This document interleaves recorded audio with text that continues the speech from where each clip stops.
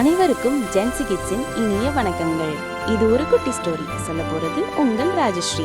ஒரு அழகான அமைதியான கிராமத்தில் சின்ன வீடுகளும் பசுமையான மரங்களும் நிறைந்த இடத்தில் நிதிஷ் என்ற ஒரு சுட்டி பையன் வாழ்ந்து வந்தான். ஒரு நாள் அவன் வீட்டின் அருகே நடந்து செல்லும்போது அவன் கண்ணில் ஒரு சின்ன விதை தென்பட்டது. இவ்வளவு சின்ன விதையா? இதனால் என்ன ஆகப் போகுது என்று நிதிஷ் மனதுக்குள் நினைத்தான். ஆனால் அவன் அந்த விதையை எடுத்து வந்து மண்ணில் நட்டு அன்போடு தண்ணீர் ஊற்றினான். நாள்தோறும் மழை வந்தாலும் வெயிலடித்தாலும் நிதிஷ் அந்த விதைக்கு தண்ணீர் ஊற்றி வந்தான். சில நாட்கள் கழிந்தன. ஆனால் மண்ணிலிருந்து எதுவும் முளைக்கவில்லை. சில பிள்ளைகள் சிரித்துவிட்டு போயினர்.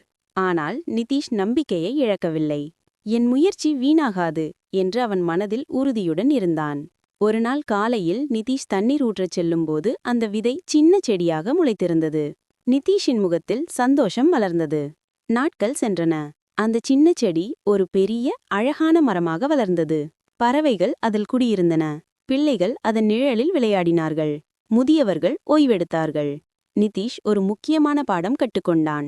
சின்ன முயற்சி என்றாலும் அதை பொறுமையோடு செய்தால் அது பெரிய வளர்ச்சியாக மாறும்.